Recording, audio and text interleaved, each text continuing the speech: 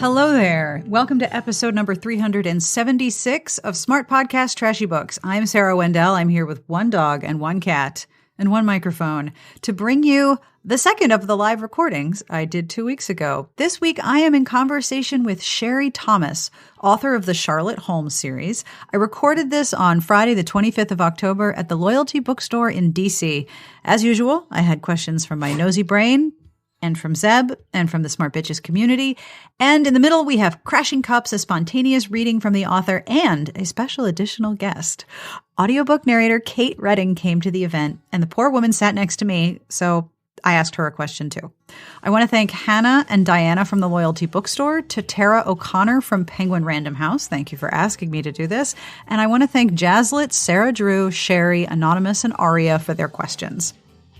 This episode is brought to you by Seduction on a Snowy Night by Madeline Hunter, Sabrina Jeffries, and Mary Jo Putney. This holiday season, steal away with the reigning queens of Regency romance, plus one or two dukes, an heiress, and a headstrong beauty, to a surprise snowstorm, the comfort of a blazing fire, and the heat of a lover's kiss. Madeline Hunter, Sabrina Jeffries, and Mary Jo Putney combined their awesome talents into this not-to-miss collection, filled with their signature wit, dynamic heroines, and swoon-worthy heroes. Seduction on a Snowy Night by Madeline Hunter, Sabrina Jeffries, and Mary Jo Putney is on sale now wherever books are sold. For more information, visit kensingtonbooks.com. This episode and the transcript are brought to you by Tell Me Everything by Amy Hotvinny. If you like Megan Hart and Leanne Moriarty, you will love this seductive, nuanced novel with a strong, sex-positive female protagonist. You think you know your neighbors, but when it comes to Jake and Jessica Snyder, you have no idea what goes on behind closed doors. When they first discover an exciting but taboo sexual behavior, it reignites the spark in their marriage and deepens feelings of connection and trust. That is, until Jessica keeps a secret from Jake involving an intriguing man from her past. What happens after that will threaten to destroy their world and them. Carolyn Kepnes says, this book is a sizzling, squirming, thought-provoking story of female growth, and Jen Lancaster recommended it to her online book club. Tell Me Everything by Amy Hotvinny is on sale now wherever books are sold. Find out more at amyhotvinny.com. I have a compliment in this episode, I love doing this, to Mel J. You are the human personification of everyone's favorite character, mascot, and stuffed animal from when they were a child, because you make that many people happy. If you would like a compliment of your very own, please have a look at our Patreon page. It's patreon.com/smartbitches. Monthly pledges start at $1 a month, and each pledge is deeply appreciated, helps keep the show going, and makes every episode accessible. And I want to extend a very special and big thank you to our Patreon community. Thank you for supporting the show each week. I will have information at the end of the show, or at the end of the episode. The show goes on about what is coming up on Smart Bitches this week, where you can find Shari Thomas and the Loyalty Bookstore. I will have links to all of the books that we discuss, and I will have an absolutely terrible, terrible joke that was emailed to me by one of you because you are all fabulous. This one is really bad. I love it a lot, of course. So let's not delay anymore. This is the live recording of my conversation with Shari Thomas at Loyalty Bookstore in Washington, D.C.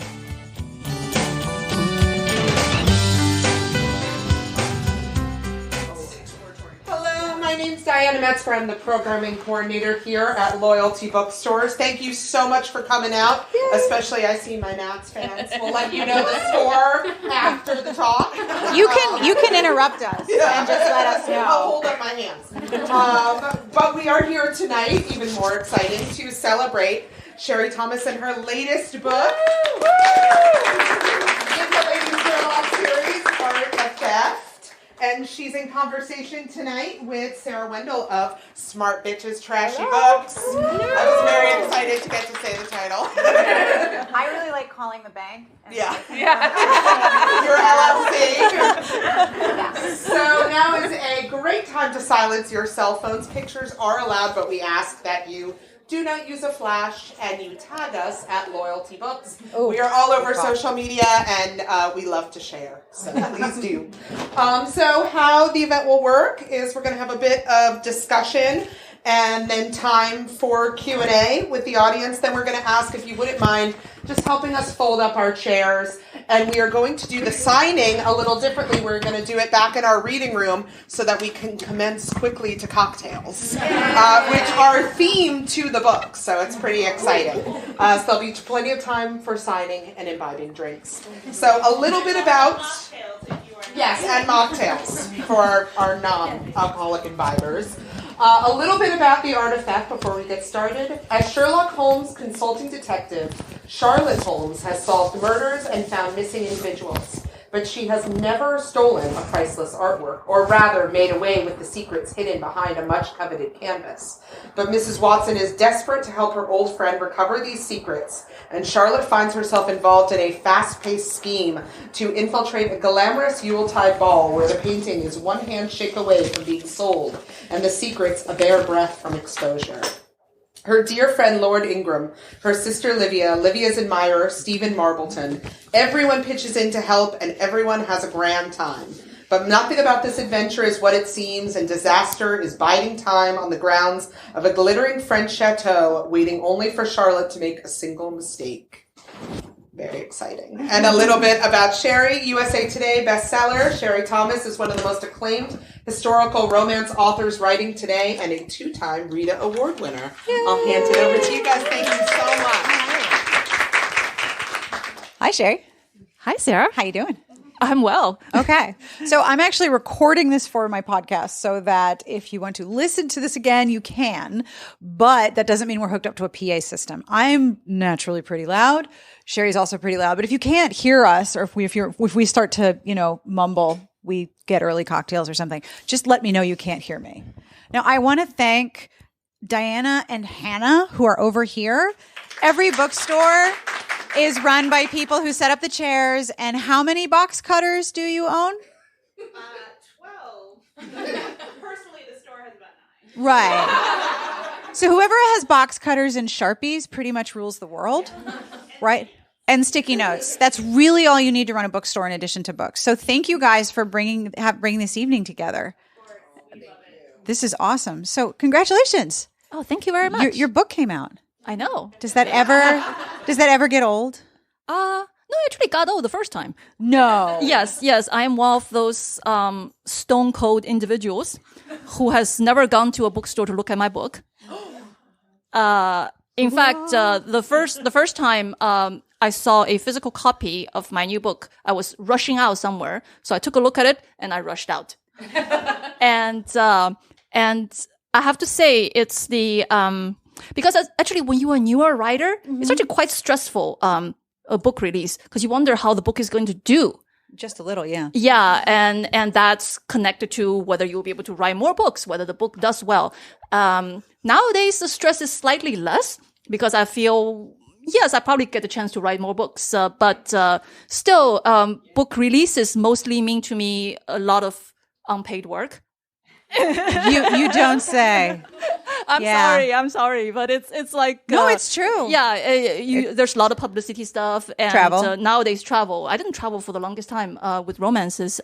So it's just activities. Yeah. Book releases are a lot of activities. It's like it's like camp, but there's no s'mores and less bug spray. Right, exactly. And you are constantly worried about leaving luggage behind because your brain has been scrambled. Oh, yeah. But I have to say, you guys make it worthwhile. Thank you very, very much, because I could be traveling and facing empty bookstores too. And I have done that. I have been on book tours. I have been on book tours where 4 authors show up. And maybe 4 readers show up if we were lucky. Yeah. So this is a place of tremendous privilege to actually have people come and see you. And my mind is still blown every time. I know I look normal, but inside I'm going. Yeah, my inner 13-year-old does that regularly. And I've done a book event where it was one person plus the librarian at the library, and it was pouring rain, and we had a good time, but it's still like people came. Oh my gosh. Yeah. And it's a Friday night and there are games going on and there's all kinds of stuff. You put on shoes and real pants and Netflix stuff. is there. So yeah, thank you guys for coming to hang out with us. So I solicited questions on my website, and I have nosy questions from my own nosy brain. But I actually wanted to start with something from someone that isn't a question. This is from Jazzlet. She says, I don't have a question, but if there is a suitable opportunity, could you please tell Shari that she is among the very select group of writers who can take me out... No, lollipops it's everywhere. it's God warning me Yeah. not to hate, book releases. Yeah. It's I like, heard oh, what you are not said. great enough. Huh? Next drop is on your head. Yeah, right? That she is among a very select group of writers who can take me out of myself well enough to forget my chronic pain when I am reading about Charlotte, and that I am deeply and incredibly grateful for your ability to do this. So thank you. That is actually incredibly humbling because I write because I like writing. I also write because I enjoy having an income. And mostly my goal in writing is to do a good job and to entertain people. So when occasionally when people tell me that my books are actually useful in some way, besides mere entertainment, I am always floored and I am incredibly humbled.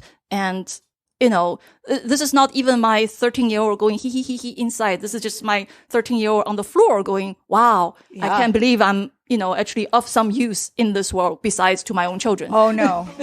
Hello. No, you are most definitely of great use. I know that when I read this series, and I'm sure this is true for many of you, you do that thing where you wake up, you come out of the book, and you're like, oh, it's been 4 hours. I didn't make dinner. At one point, I was waiting to pick up my son in a parking lot, and I was reading the third one, and he got in the car. And I didn't even notice. I was just sitting there on my, reading, and he's like, are we going to go home? And I'm like, oh my God. So with this book, do you have a favorite scene or moment? I promise no spoilers. I promise there's not going to be any spoilers about this book because I presume some of you haven't read it yet. It's awesome if you haven't. But anyway, do you have a favorite scene or moment? Because you incorporated so many wonderful elements. You have a ball, you have a chateau, you have a heist, you have, steamy pining. Really lots Our specialty. Lots of pining. So much forest of pining. What, if you have one, were your favorite scene or scenes from this book? This, I don't think it's a plot spoiler, in the sense that I don't think anybody will be surprised that Charlotte Holmes is still alive at the end of this book, I hope. Yeah, I haven't heard that cliffhanger yet. So right, yeah. right. So, at the end of the night of the heist, when they're ready to make their getaways, and there are people coming to check the carriages to see are these the people we're looking for, and she's in the carriage with a secondary character who's actually the hero of My Beautiful Enemy, and so when they threw open the door, Charlotte threw herself on this gentleman, and basically, was like, oh, monsieur, you must not let, my husband's men find me, and so on and so forth, and this and that. So the people looking for them, disperse, and so they separate, and then, would anybody mind if I actually found the page? No. Yeah. Go for it. The door was again yanked open. So this after the first batch of goons were gone. Her door was again yanked open. Her surprise squeal was genuine this time as she threw herself across the carriage into Lieutenant Atwood's arms. Please, monsieur, you must save me from my husband. He would lock me in the attic and tell the world I've died. And here I thought you didn't even like Jane Eyre, said Lord Ingram, closing the door behind himself and taking a seat next to Lieutenant Atwood. So that was literary flirting. Literary flirting is so good. And I love that scene. My favorite scene is actually immediately afterward, where Charlotte declares the evening a success for a very specific reason. I promise no spoilers. I love that part. I actually can't remember what you're talking about. I'll tell you later. That's okay. It's the twist. It's the other question from the twist. Okay. Sarah Drew wanted me to ask you, obviously the inspiration for Charlotte Holmes is Sherlock. Now that you're 4 books into the series, How often do you go back to the original Conan Doyle series, or has Charlotte grown into her own person and her own life so that the originals are less relevant as you go forward? I have actually never gone a lot into the original canon, because although I like the original canon, I have always loved the Prestige more. I've always thought the best Sherlock Holmes was in the Prestige, like in the Laurie R. King books or in the BBC Sherlock. The adaptations have always been my favorite Sherlock Holmes. So I did read a study in Scarlet before I wrote a study in Scarlet Women. And I think after that, whenever it's time to write a new book, I always go and see if there's anything I can steal from the original. But after the first one, actually, no, I haven't stolen wholesale from the original much. I've only taken bits and pieces. So even in the very beginning, it wasn't very strictly, a very strict, Sherlock Holmes take. So, now it's taken on a life of its own, and I think it's okay. I think the life of its own with a bit of nodding to the original canon here and there is what people like, and it's what I like. So, Now, one of the themes of the book is the idea of what we will do to help people, whether they're family or friends or someone we feel responsible for, and how far we'll go to help people, even to our own detriment. So Charlotte has her sisters. Ingram has Lady Ingram, Mrs. Watson, and one of the new characters in this book. You revolve around that theme a lot. And at one point, it's made very explicit in the text, which I really, really liked. Was that something you thought about as you wrote the novel, or is that sort of something like the gremlins showed up with later and you were like, oh, hey, that worked? Are you? Oh, ladies and gentlemen, the great Kate Redding has arrived. And for your listeners who may not be aware, Kate Redding is the narrator of the Lady Sherlock books, and she has done an absolute bang-on job. And I couldn't believe that I get to meet her. So, hi, nice to meet you. So back to your question, which was about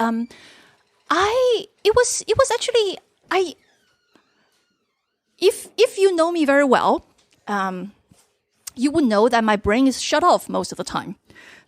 This is not something that's very obvious to most people because you don't see me a lot. But my husband, I think my mother knows that most of the time I'm just there and I am like your computer that's asleep. You have to press me to wake me up. I appear sentient, but really I'm somewhere else. Yet on this, I actually made a conscious decision because I very much enjoy the Inspector Armand Gamache mysteries set in French Quebec, and it's set in a very small village. Of course, the downside to things like that is you start to think, have the people in the village gone nuts yet? After 10 murders have happened in a place with maybe 120 people, wouldn't that death toll make the news? Yeah, you would think, huh? A new murder every year, and yet, I really love that series, and I think the reason I love that series is because the community she's built, and how everybody cares for each other, and even the bitter, the cynical ones somehow, stay in the community because they still want to be loved. They still want to love and be loved. So when I started the Lady Sherlock books, it was very much intentionally that I want to build a community, not necessarily a community of women, but that's a huge part of it because once I made the decision that Watson was also going to be a woman, not just Sherlock, but Watson, then it instantly became a question of a topic of women's friendship, women's community, and having come of age in the romance writers community. I think I can say this because other than the 4 months when I have worked as an intern at an accounting firm, I have not worked with men in 20-some years in all of my adult life. Nice job. It's pretty great, isn't it? Yeah, and nowadays it's like the only men I know I'm either married to them or given birth to them. Yeah, can confirm. So I live surrounded. My friends are women. My colleagues are women. My editor, my agent, all of them have been women, and I enjoy it very, very much. And I love the community of women. So I wanted that love to come across. This not necessarily unquestioning support, but definitely the support of women, and not support for support's sake. It's just that it's great. It's a great place to be in the bosom of all these great women. And so yes, that's deliberately built in. And of course, if people matter to you, then you go to the mat for them. Especially since you could, if you're Sherlock Holmes and you have a brain like a surgical implement, why not do what you could? Yeah. I love that that's the case, because that's one of my favorite things about the series and the world, especially how Mrs. Watson and Charlotte take care of each other, and the sort of hidden code of conduct that surrounds both of them. Like, Mrs. Watson will only speak to her neighbor outside on the street and won't put her neighbor in the position of having to speak to her privately because Mrs. Watson is of a different social status. And there's all this hidden code and behavior of conduct. Mrs. Watson is extremely chivalrous.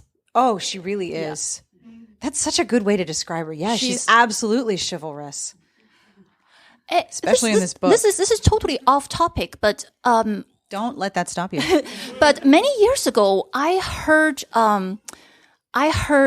didn't hear a speech. I think I read that speech in print, but Jodie Foster was being honored for something.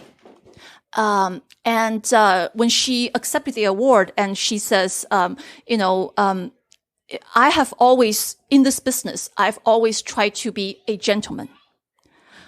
And that stuck with me so hard, because I was like, I instantly get what she means. Because lady is such a sexualized term. Oh, yes. It's bound up in so much sexual mores. Like, I would be looking at myself askance if I were to refer to myself as a lady. And yet, I have no problem at all referring to myself as a gentleman. You would immediately understand. And it's not gender, it's conduct. Yeah, exactly. Yeah. So, like, I would love to, in my lifetime, to have such a term for women, Yes. But Mrs. Watson is an absolute gentleman. That's what she is. Oh, it's such a good way to describe her, because she really is.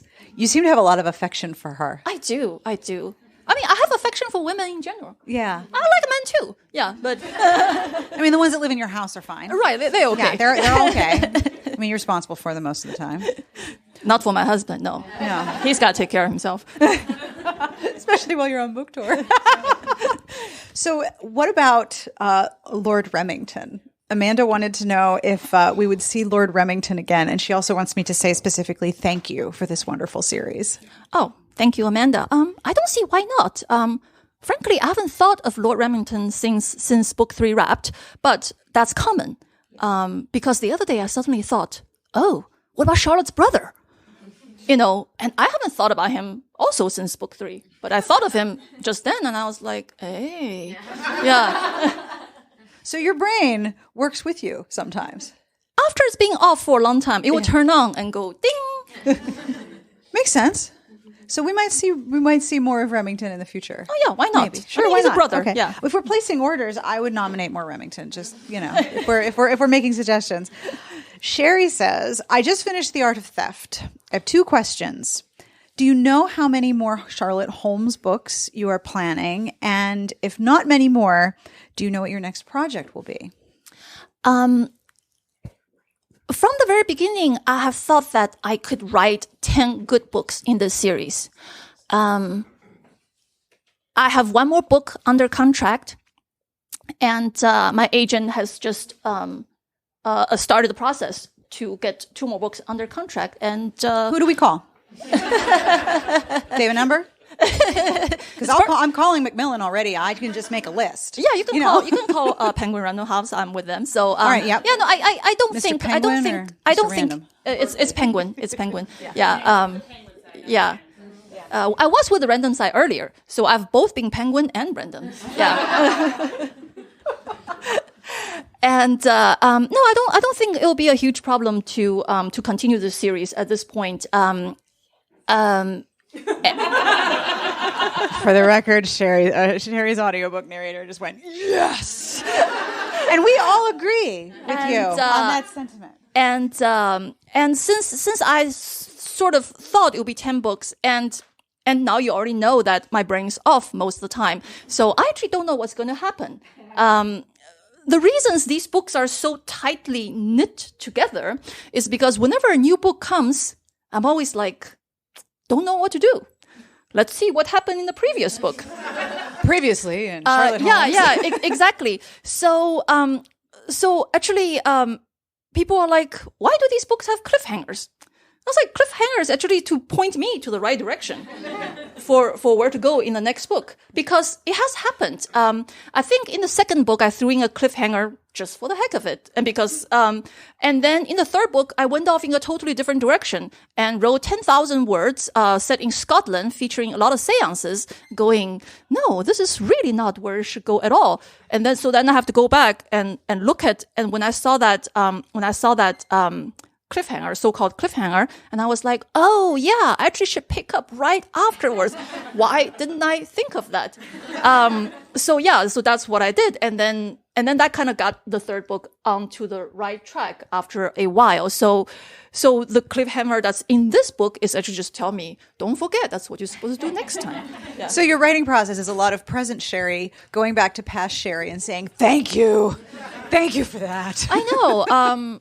Past Shari actually isn't bad when it comes to past Shari is getting it done. It's when it comes to past Shari has been awful in the past about things like stuff that needs doing around the house. Oh, that's optional. But yeah, in terms of work, she hasn't been too bad. Oh, past Shari is getting it done. Do not worry. Absolutely. Now, Anonymous also loved The Art of Theft. Please ask if Charlotte will be meeting Catherine Blade from My Beautiful Enemy in a future sequel. Could that happen? Pretty please, with sugar on top. I second this motion. All in favor? All right, the motion is carried. Past Shari, we are waiting. The only problem with that is I did not intend to be so, and yet these books have been packed so tightly together, time frame wise. I'm sorry, I've forgotten to put the timestamp these books at the beginning. I will do that with the next book. But it started in the summer of 1886, and we're just in December of 1886. So it's 5 books, and only 6 months have passed. And dude, I know. And Catherine Blade does not come to England for another 5 or 6 years. So that's like 42 books from now. You are exactly right. So, you can do it. It's fine. I've been thinking. I have actually, been thinking to myself vaguely as I'm lying on the couch. It's like, oh, I really got to skip like 3 years in one of those, in between one of those 2 books or something.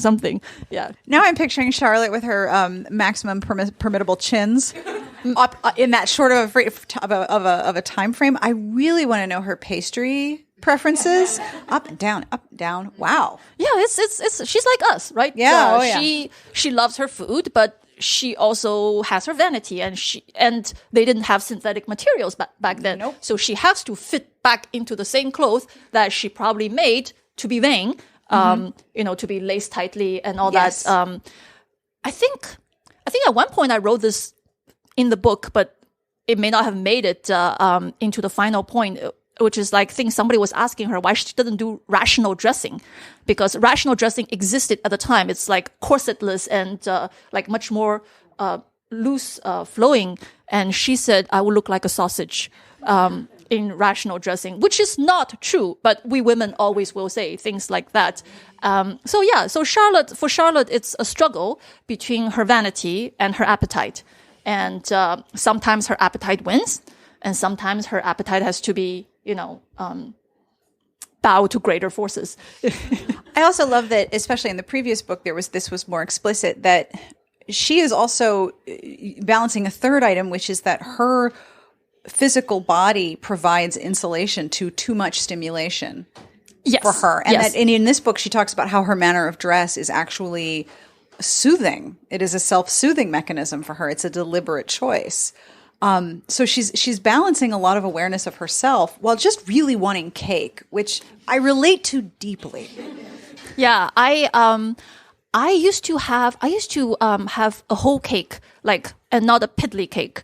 I'm talking about a full size. Like Costco cake? No, not Costco cake. I am not.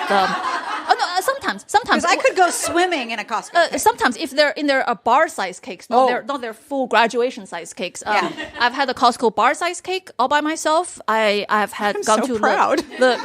I've gone to my local bakery and had with all those plate size 4-layer fully frosted cake. That'll be I'll put it in the back of the fridge and I'll have 2 slices a day and it'll be gone within the week. So that'll be my deadline week and that'll be my deadline cake. Yeah. Did you guys know there was deadline cake? You did? Yeah. So I haven't been able to do as much of that in recent years because I seem to have more deadlines. Because I write bad drafts, so I have to keep writing. So every draft has a deadline, and then I cannot. If I have 4 or 5 draft deadlines a year, I really cannot do 4 or 5 whole cakes a year. It has to be cut back a bit, but I'm sorry. It's very sad. I know. I was at Costco today, and they're stocking up for Thanksgiving and the holidays, and they have those pumpkin pies that are the size of like a truck hubcap. Like you could take a nap in that pie. So I'm thinking your next deadline, you might just want to. I have done that with their apple pies. The hub size. They're like a cushion. Yeah. I've gone through most of one myself. Oh yeah.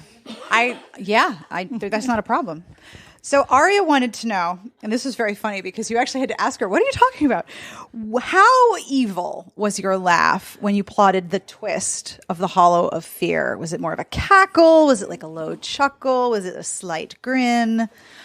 I actually had to DM Aarya and ask which twist are we talking about. I thought it was one about the relationship, the romantic relationship, and it did turn out to be that. She confirmed that, and I have to say there are multiple twists in the book. Some of them, when I thought of them, I went oh my god, yes, and some of them when I thought I'm going holy smoke, that's cliched.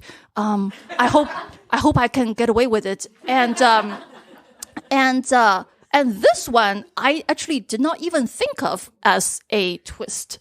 No kidding. No kidding. I always assumed that that to be the case. And my actually I wrote it out more explicitly that what you thought of as a romantic progression was actually not quite that.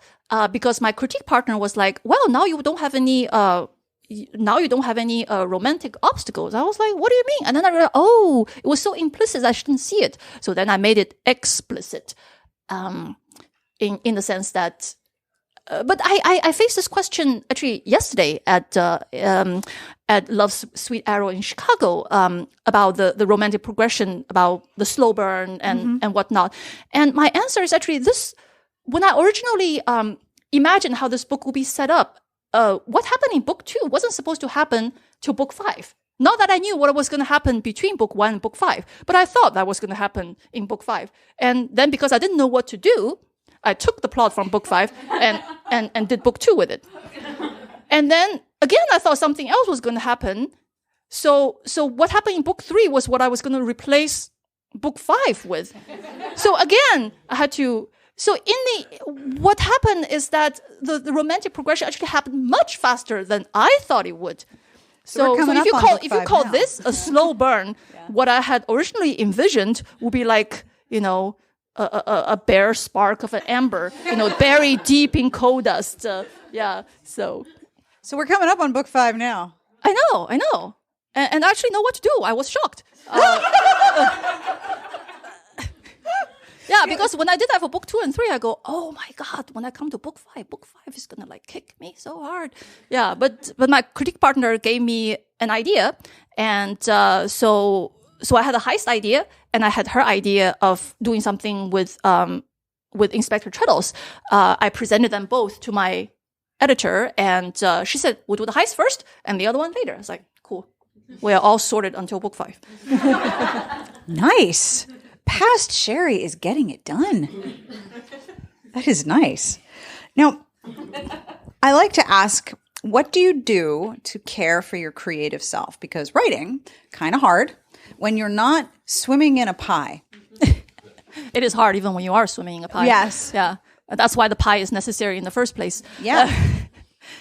Easy jobs do not call for cake. No. No, I actually haven't. This will be the 4th time I'm mentioning this, that my brain is shut off most of the time. That's how I later realized is like my body's natural mechanism against burnout, I guess, because it's actually not being used. I am just there, kind of like vegetable Shari. I can cook and then clean and all that, but I really don't do a whole lot. The thing is, writing, the hard part of writing is it requires you to make so many decisions. Mm-hmm. And especially at the beginning of a book, every decision you make have repercussions throughout the rest of the book. Yeah. So it's sort of like, at a certain stress level, making those decisions, knowing that you're going to have to live with them. And so in the rest of my life, I've kind of simplified my life as much as I could of all decisions. I mean, good thing is like I work at home, so I don't have to wake up and wonder what to wear. I don't have to, wonder when I should go to work. And now that I'm empty nesting, I don't even have to wonder about, what I'm going to do with my kid. So it's kind of like, so I am very minimalist in the rest of my life. Mm-hmm. And also, I was recently introduced into another writers group, not my local romance writer, but another writers group in Austin, and they introduced me as a prolific author. And I look at that word, and I blinked a few times, and I was like, prolific by whose standard? And then I realized, I think in this day and age of independent publishing, with the market being what it is, and with a lot of authors forced to come out with 4 or 6 books a year, my concept of prolific probably got skewed. That I think if you're not writing 10 books a year, cannot be called prolific. But I guess compared to people in the rest of the genres, if you consistently release 1.5 books a year for 12, 13 years and have, say, 19, 20 books under your belt, yeah, I guess that could be called prolific, because it is a constant output. But really, by romance standard, I am not doing that much. I am doing 1 book a year plus an occasional another book a year. And I think I am built temperamentally and constitutionally to withstand that much work, even though cake is necessary to get me through it. Well, I mean, when is cake not necessary? Now, I always ask, do you have books that you want to tell people about? Yeah, I always do, because I do read a lot. Let's see. I recently, if you like historical mysteries, recently I have loved Bella Ellis's The Vanished Bride, which is the first book in her Bronte sisters mysteries. We recently interviewed each other because we both work with literary icons. Mine's fictional and hers were real life. And the thing was, I mean, you heard me making fun of Jane Eyre just in this book. And that's probably not the first time I've made fun of Mr. Rochester. I feel like I did it in The Hollow of Fear too. So I approach her book with a certain trepidation. Given that I have not been like a huge fan of the Bronte's work, and she just won me over. I love the Bronte sisters as she portrayed them. And I think as probably very close to how they were in real life. They were just such fierce women and such iconoclast that I was like completely won over. And I actually don't like Gothic, but her Gothic was so well done. I was like, ooh, sucked in. When someone told me about that book and said, well, the Bronte sisters solve crime, I was like, I didn't know I needed those words in that order. but I do. Yeah. I did not know that was what I needed. Yeah, but it was exactly what I wanted. So it was very well done, and I think right now I'm also listening. I just got into the Vorkosigan saga by. I always mix Lois up her name. Lois Master-Bujold. I never know which one's her middle name, which one's her last.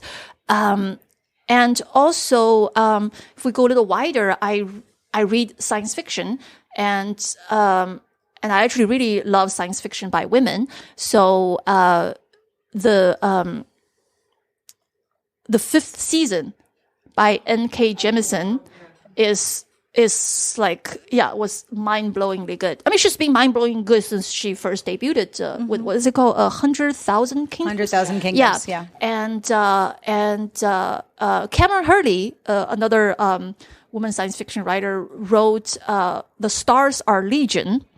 And I kid you not, it's the most hardcore book I've ever listened to. At one point, I was cooking and had to stop cooking because it was so stomach turning, and I usually eat when I read. So I was like, I don't know what I could carry on. But the whole narrative was just like, there's such a driving force to the narrative that I did carry on, and I was very glad that I did. And it's another mind-blowing book. Women are doing terrific work these days. Isn't it the truth? Yes. Now, I am really excited that Kate Redding is sitting to my left. And I wanted to ask you a question. You seem to have really enjoyed these series and narrating them, and your narration is exquisite. Like, before you got here, we were all like, is she here? Is she here? Is she come yet? We want to meet her. So can I ask you how much you've enjoyed narrating these books? Oh, my God. The first book that I got, when I started reading it, I was like, who is this writer? How does she know this world? I grew up in that world. I grew up in England without a television. So I was desperate, and all I did was read. And I grew up among these eccentric, rural English people. And I'm looking at the characters in this book, and I'm going, I know all of these people. I grew up with them. They all behaved like Victorians. It was the 1960s, but it might as well have been 1860. What's 100 years? In England, not much. So I just fell in love, and I loved Charlotte. I loved her kind of radical, liberated mindset. She was so free to do these things that she needed to do. And she was so canny about how she would overcome the obstacles that society placed in front of her that I thought, well, this is inspiring for anyone who feels locked in place, anyone who feels stuck. Just like, what would Charlotte do? Like, that should be your mantra. Right? And I have. And then I found Shari on Twitter, and I send her messages. It's very exciting. And I'm so thrilled to hear how many more books you have. You're gonna be in your booth like, come on, let's go. All right, who has questions for Shari? I open it to the floor. I've got more, but I like to yield to the floor and invite people to ask questions. Yes, sir. From this point forward, how do we teach our children the behavior, the gentleman versus the lady, and gender aside? I've always felt like a virtue is a virtue. I don't think virtues are gendered. And I've felt that there are a lot of virtues traditionally considered feminine, that it would be great if more men would choose to see them as universal virtues, such as, compassion, understanding, the love of community. And I have also felt that there's a lot of virtues traditionally considered masculine that we should not keep women away from, such as independence, audacity, and ambition. Exactly. Yeah. And I feel that, if we are to praise men for something, let's also praise women for the same. And if we're going to denigrate, if we're going to scorn women for something, let's scorn the same in men. Basically, we are not asking for special anything. All we ask is equality, is fairness across the board. So that's, and fairness. Fairness is a great virtue to teach everybody. I like you. Who has questions? Hi. Hi. What's your question? So there's been like a little bit of a tsunami about historical accuracy in books recently on the internet. I was wondering, what's your research process like? How do you study? How do you make sure things are buttoned up? What is it like for you? When you speak of historical accuracy, currently you're speaking of representational accuracy, correct? And not just like say what they wore and what they ate and that sort of accuracy. So if you're talking about general historical accuracy, I work in a very fortunate era, in the sense that that it is just outside of copyright laws. So so on Google Books, there's an unbelievable number of primary sources. You can actually find out exactly how much a passage from like Liverpool to Bombay would cost back in the day, and how long the passage would take, and how many ships will go there, in terms of like, a mail ship might go the other direction from America and take 50 days to get to Australia versus you going the other direction. And so all that for me has been like, ever since Google Books came along, it's changed my life. Before that, I had to drag a suitcase. I had to get a general public membership at the library at University of Austin, so I could drag a suitcase to it and take a suitcase full of books back home to like sift through it. But now I can basically get on Google Books and like find really granular details as to exactly what people were eating and what they were wearing and how long it takes to get to place. Like there were instances when in my historical romance I needed a train journey, and I could find, this tunnel in Italy was built right before this time so that they could make from this place to that place in 20 hours. Phew, like I love writing in that era, not only because I could find out things, but because it was like things were fast. You didn't have to like 80 days. Around the world in 80 days was done in that era, and they had the Victorian internet, which was the telegraph, and so things were happening fast.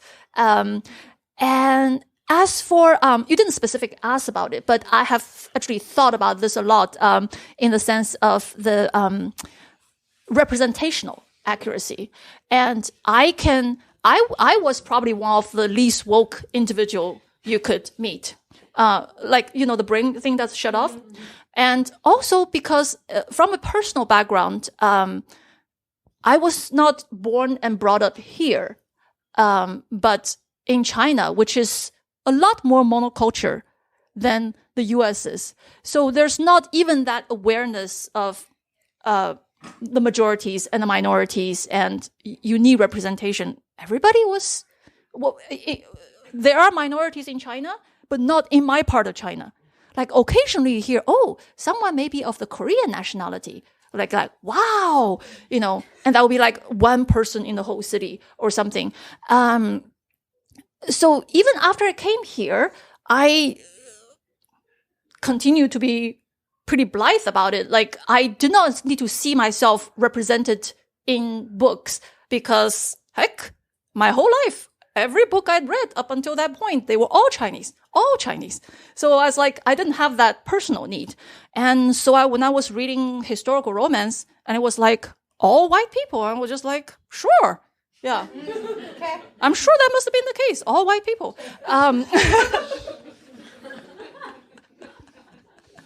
Like, I did not ask questions. I didn't know any better, and I did not ask questions. So it was, what had happened in the past few years was that, like I became somewhat less ignorant.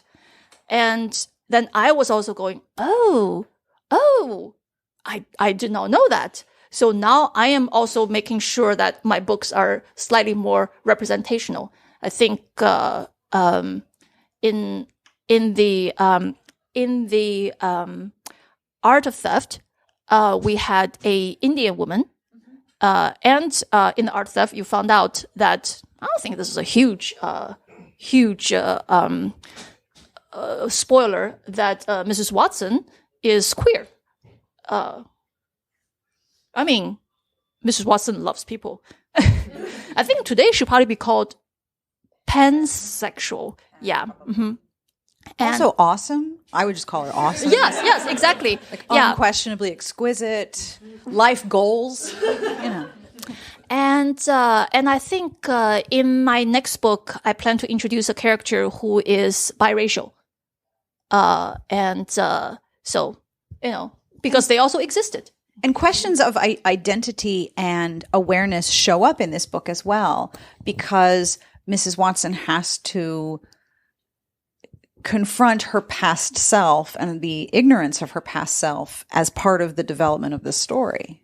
Yeah, exactly. And her ignorance was not so much about her own sexuality. I think that she always knew pretty well. But it was about what kind of constraints there were on her Indian friend, being a colonial, like a colonial, you know, spending time in the heart of the empire, how she has to conduct herself, what she can and could not say, especially given they had met not too long after the Great Indian Mutiny. Yeah. Their conversations are some of my favorite in this book. They have such a lovely friendship with a really nice undercurrent of extra. I love that. I mean, it's your good access. Yeah. Yeah. Who has questions? Ma'am. This is more of a compliment than a question. I was really struck in the first book how much time and trouble you took to describe Charlotte's family and her childhood. But I'm curious about her family, besides the mystery brother, if they're going to play any role, or you probably don't know yet. You're exactly right. I have no idea until something would suddenly drop into my head, such as, hey, what about so-and-so? Yeah, but thank you for that, because sometimes people have said, well, the book one is read slightly slower. And I'm like, yeah, I'm sorry, because book one is an origin story in addition to a mystery. So origin stories suck for that reason, because you have to shove in an origin in addition to trying to do everything else that particular genre demanded. Yeah. Well, I'm a huge Sherlock Holmes fan for my whole life, and I've read all of them many times. And I was really impressed by some of the traits that you kind of sneaked in that really relate to the real Sherlock, which I guess you've picked up in the pastiches rather than the original. Oh, no, I read the original too, yeah. She had all these traits even as a child, and now she's grown up and figured out a way to put them to good use. It's perfect. Thank you very much. I also love that in this book we see more of Livia, that Livia gets her voice, like in multiple ways she gets her voice and she's learning agency. And it's not as if it's Bernadette, right? Bernadette is a sister with severe autism. Yeah. Right. She's not going to have agency, but she is going to have safety. And Livia is going to have safety and agency because Charlotte is determined to have agency and safety and give that to other people. That is such an incredible relationship. Oh, thank you. Such you. A gift. Thank you. I always get really happy when people say they like the relationship between sisters because I am an only child. But, you know, I have, like I said, I've been in the community of women for so long, and I feel like I could realistically portray, you know, love between women. Yep. Yeah. Ma'am. I have a comment. I follow you on Twitter, but my son and we've read the Elemental trilogy, and so I told him I was coming to see you tonight, and I said, do you have anything you want to say to her? And he said, just tell her that they're the best books ever. Oh my God. I love them so much. He does. He thinks they're better than Harry Potter. Oh, thank you so much. The Elemental trilogy, I strongly urge you to do so. It's amazing. It also has a lot of gender bending stuff. But the comment that I wanted to make also is that in the first book, the thing that struck me so much is Charlotte she's so smart, she's so possessed, and the first thing we see her do is such a spectacular miscalculation. I really thought that was such a nice way to set up, because she is so smart, she is so controlled, but there was this, for a long period of time, I was reading like, oh my God, what's going to happen next? Is she going to survive? And so I really enjoyed that. Thank you very much. It's always been my mantra that the smarter people are, the bigger the mistakes they make, because they think they're smart. And so if you like require a colossal mistake, you go to a genius. Yeah. because they would tend to go for the big schemes. And when they fail, they'll fail spectacularly. And also because Charlotte, in her way, she was not worldly, right? Because she has also been lived in a very constricted life. So there's no way that she can succeed at everything she says how to do. And this is also one of the reasons why I made Mrs. Watson a woman who has lived and who has had experience. So she is, in a way, Charlotte's mentor in life. Like, Charlotte can deduce like nobody's business, but in a lot of things, like, it's Mrs. Watson who shepherded her along. Especially in the social stratus that she's in now.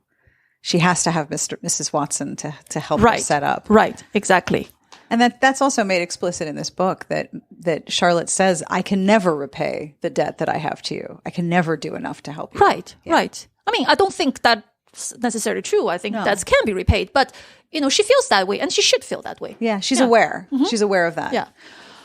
All right. Margaret? Yeah, I just wanted to ask, well, you talked about having 10 books for the Charlotte series. But to follow up on what she just said, like, your Elemental trilogy is so fantastic. Mulan was so fantastic. Like, if you get an idea for another YA book, do you try to cram it in, or how do you decide what you're going to write? And the thing is, I am an idea poor writer, and that's been the case since the very beginning. I don't have a dozen ideas running around. I barely have one or two, and sometimes I have none, and have to really as I look at previous books to see what I can do in the next one. So it's not as if I'm being hounded by ideas. And there have been very few books that I've since I sold my first book. I think there have been only 2 books I wrote voluntarily when not under contract. Because because most of the time you do have an idea, but then you need to put time into the idea. You need to put effort, and books are hard to write, and you can only eat this much cake. And so The Burning Sky was one. I just wanted to write that book. It's my young adult gender bending take on Harry Potter, which is young mages living in a Muggle school trying to take down the Dark Lord. And so that book requires 6 drafts before my editor, my agent would take it out to shop. So it was, and the other one was actually my contemporary, which gestated for 8 years, and finally I just wanted to write it. Mulan was something else altogether. Mulan, they came to me and asked, hey, are you interested in writing an adaptation of Mulan? And I foolishly said, why not? And 6 drafts later. So I actually don't have that many pressing things. So it's always been honor the contract first. And if you still have brain space left and the idea, and then you write something else. I am sort of working on a young adult, maybe Chinese influenced fantasy, but I am not sure, because the weakness to my writing, or to me as a commercial writer, is that I suck really hard at writing proposals. And if you know what a proposal is that first 3 chapters plus a synopsis that you send to publishing house, especially to YA houses, to say, hey, would you like to buy this? I have never sold a book on a proposal, because I write terrible beginnings, and I write terrible first drafts, and they require me to basically sometimes write all the way to the end before I can go back and fix. So you're going back out not with your best work. You don't get picked up. It happened in the Magnolia Sword. So when we finally managed a full draft for the Magnolia Sword, my editor said to me, "I love the back half." What the heck does that mean? So I asked her outright, "So the first half, where do you put it as, on a scale of 1 to 10? She's like, "It's at a 4. And I was like, bleep. Because if it's at a 7, you can massage a 7 into an 8, maybe even 8.5. A 4, there's nothing you can do with a 4. You chuck the front half of your book and you restart and you see how you can get it to match the back half. Yeah. So, which was like, yeah. So what was your question? Like, how would I choose to go do other projects? No, I won't be doing too many projects. Okay. Diana, are we going to sign and then drink? Or are we going to drink? Going to drink and sign. I love it! This is a great plan. I'm thrilled to be a part of it. They actually asked me, and I was like, let's not impede people from their cocktails. Yes. You make good choices. Thank you guys so much for coming. Thank you so much for coming. Thank you all. All right.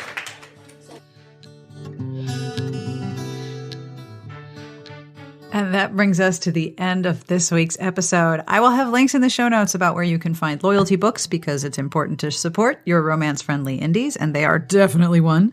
And I will have links to where you can find Shari Thomas and Kate Redding as well.